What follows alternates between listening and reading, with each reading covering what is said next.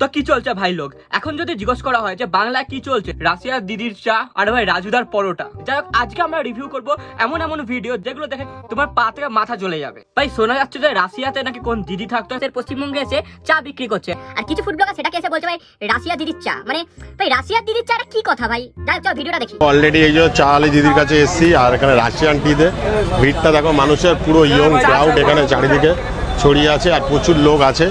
আর এখানে সব কিন্তু চা খাবে এই রাশিয়ান দিদির চা। অলরেডি এক ভাই নিয়ে নিয়েছে। আর এই যে বলছি, ম্যাডাম কেমন আছেন বলুন? চারিদিকে তো শুধু আপনার নাম। হ্যাঁ, আমার ভিডিওই দেখেছিলে, ঠিকই বলছো। চা বেচতে বসেছে না কি করতে এসছো ভিডিও দেখে? কোথায় থাকো? ডোমজুড়েই থাকো, বাহ। তো বলছি ম্যাম, কি এমন আছে আপনি এই দুদিনে তো নেটে ভাইরাল, প্রচুর মানুষ, লাখ লাখ মানুষ আপনার ভিডিও দেখতে হলে তো ভাই ভাইরাল হবেই না, আর তোমরা তো সেই করতে আইছো। আমি কি মানুষজন এতটা ভালোবাসছে পুরো আর আপনার বসার স্টাইলটাও ভাইরাল, এরকম পুরো মানে কি বলবো, বাহুবলী স্টাইল, এটাও তো ভাইরাল। বাহুবলী এরকম ভাবে বসে? না সেটা না, তা মানে মানুষজন জিজ্ঞাসা করছে যে দিদির ভাইরাল হওয়ার পর দিদির কি বক্তব্য। ভাইরাল হওয়ার আগের বক্তব্য আমরা শুনেছি।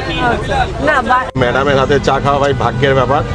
ও কষ্ট করে সুযোগ পেয়েছি। কি কথা। আচ্ছা, এইটা অনেকে বলে কি যে এটা ফ্লাস্কের চা হয়ে যাচ্ছে এইসব। না, আপনি তো চা করে রেখেছেন। এটা ইনস্ট্যান্ট হয়, ওটা যাতে গরম থাকে তার জন্য এই ব্যাপারটা। আর তাছাড়া দেখো, এখনকার কিন্তু বিরিয়ানি বিক্রেতা গ্যাংস্টারও হয়ে যাচ্ছে। যেমন এই ক্লিপটা দেখো তোমরা। এই কথাটা আপলোড করবি, যদি তোর দম থাকে আপলোড করবি, তোর দম থাকে আপলোড করবি। দম থাকলে আপলোড করতে হবে। দাদা, অনেক তো দোকানপাট খুলে যাচ্ছে বিরিয়ানিতে, তোমার কি অসুবিধা হচ্ছে কোনো?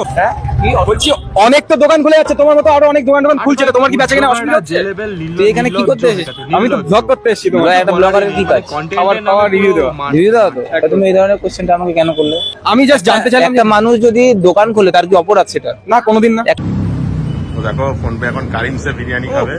কারিম সে ফোন পে কাকা, ফোন পে কাকা মারা গেঞ্জি পরে ঘুরে সে আবার ভাই কি বলে পাঞ্জাবি পরে চলে এসছে ভাই। আলাদাই সোয়াগ। কাকার বয়স 18 হয়ে গেছে, 56 দিয়ে। কাকার হাসিটা দেখলে ভাই সব মেয়েরা পালিয়ে যাবে, ছেলেরাও পালিয়ে যাবে। আমি সব জেনে গেছে, সবাই সব জেনে গেছে। মটন বিরিয়ানি। ওরা পাঞ্চোদের মতো মানে মটন বিরিয়ানি। তোমার বাঁ হাতে